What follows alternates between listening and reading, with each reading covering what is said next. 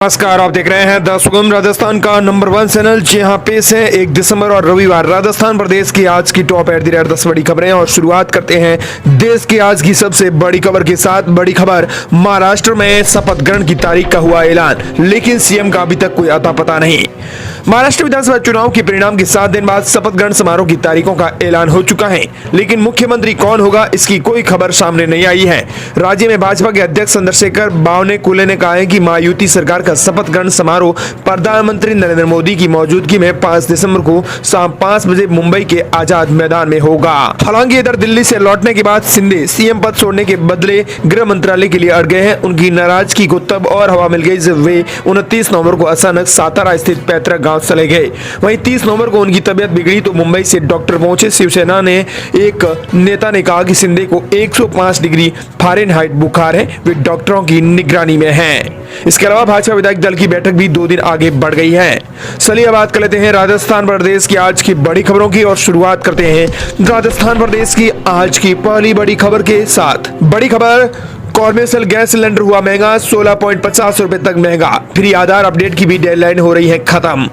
1 दिसंबर 2024 से आज 19 किलो वाला कॉमर्शियल गैस सिलेंडर 16.50 रुपए तक महंगा हो गया है। दिल्ली में अब यह 1818.50 रुपए का मिलेगा। एक महीने पहले इसकी दाम है वो 62 रुपए बढ़ाकर 1802 रुपए कर दिए गए थे। वही फ्री आधार अपडेट की डेडलाइन इसी महीने खत्म हो रही है। इसके अलावा मैसेज ट्रेसेबिलिटी नियम लागू किए जा रहे हैं। इसके तहत टेलीकॉम कंपनियां संदिग्ध नंबरों की पहचान करके उन्हें तुरंत ब्लॉक करेंगी, जिससे इन नंबरों के यूजर्स तक मैसेज नहीं पहुंच सकेगा।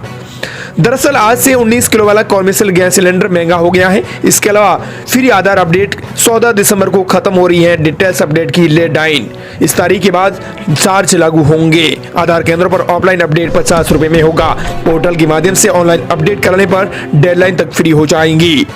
अगली बड़ी खबर, राजस्थान में आरसीए कांस्टेबल भर्ती के नियम बदले गए, धर्मांतरण विरोध बिल लाएगी सरकार। उपचुनाव की आचार संहिता के बाद 30 नवंबर को पहली बार कैबिनेट और मंत्रिपरिषद की बैठक हुई।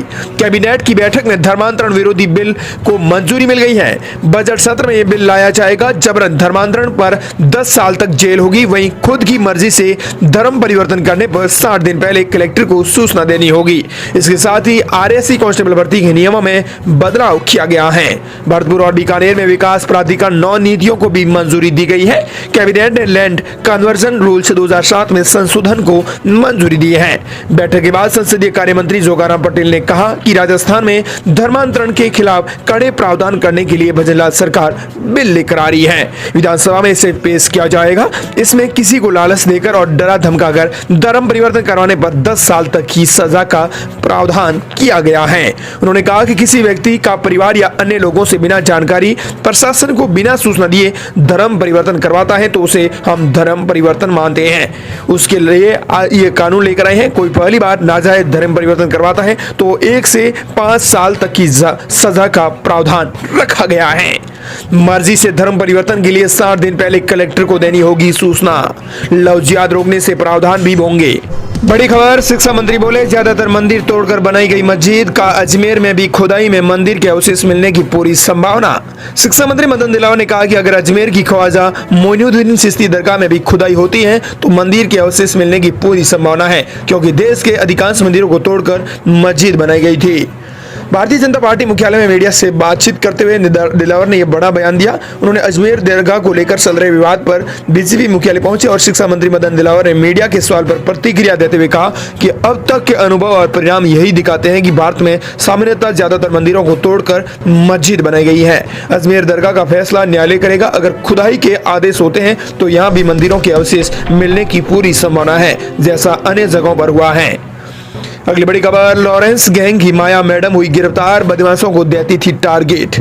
फिल्म स्टार और बिजनेसमैन को दिलवाती थी धमकी, फिरौती की रकम का आंक रखती थी ब्यौरा। जयपुर पुलिस ने लॉरेंस गैंग की महिला सदस्य समेत 3 बदमाशों को गिरफ्तार किया है। इनके पास से 2 देसी कट्टे और 2 कारतूस भी बरामद हुए हैं। पूछताछ में सामने आया है कि गैंग के सभी सदस्य अवैध हथियार और मादक पदार्थ की तस्करी और किडनैप और फिरौती की धमकी देकर पैसा वसूलते हैं।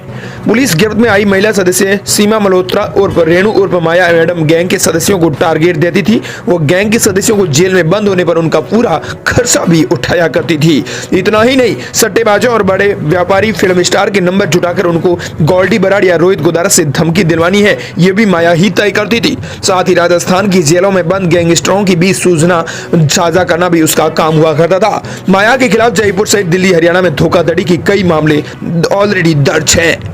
अगली बड़ी खबर, राजस्थान के लाखों युवाओं के लिए बड़ी खबर, कोर्ट में अटक गई है रीट भर्ती परीक्षा। शिक्षा मंत्री बोले जल्द ही लेंगे फैसला। राजस्थान रीट न्यूज को लेकर है। राजस्थान के युवा शिक्षक बनने के लिए रीट की इंतजार कर रहे हैं। शिक्षा मंत्री के बावजूद अभी तक नोटिफिकेशन जारी नहीं हुआ। कुछ लोग रीट को कोर्ट में ले गए, सरकार जल्द ही इस पर निर्णय लेगी। लाखों युवा बीएड और बीएसटीसी होल्डर रीट के लिए वर्षों से प्रतीक्षा कर रहे हैं। नवंबर के पहले सप्ताह में शिक्षा मंत्री मदन दिलावर ने कहा था कि 25 नवंबर तक रीट की विज्ञप्ति जारी कर देंगे और 1 दिसंबर से आवेदन फॉर्म भरना शुरू हो जाएगा। शिक्षा मंत्री के कहने के बाद भी अभी तक रीट का नोटिफिकेशन जारी नहीं किया गया। शिक्षा मंत्री मदन दिलावर कह रहे हैं कि कुछ लोग रीट को कोर्ट में लेकर चले गए थे। सरकार इस परीक्षा पर जल्द ही अपना फैसला लेगी। अगली बड़ी खबर, राजस्थान के लिए गुड न्यूज, दिल्ली से दिया कुमारी लेकर आई 1300 करोड़ रुपए। दिया कुमारी राजस्थान में उप मुख्यमंत्री दिया कुमारी ने दिल्ली दौरे के दौरान केंद्रीय मंत्रियों से मुलाकात करते हुए राज्य के विकास से जुड़े महत्वपूर्ण प्रोजेक्ट्स के लिए केंद्र से मंजूरी प्राप्त की है। करीबन दिल्ली से 1300 करोड़ रुपए मंजूर किए गए हैं। मोदी सरकार ने खोला खजाना, राजस्थान में होगा विकास। राजस्थान से जुड़े कई बड़े प्रोजेक्ट्स को केंद्र से मदद मिली है। अगली बड़ी खबर, बल्ले बल्ले, 1 से 3 दिसंबर तक रोडवेज बसों में कर सकेंगे फ्री यात्रा।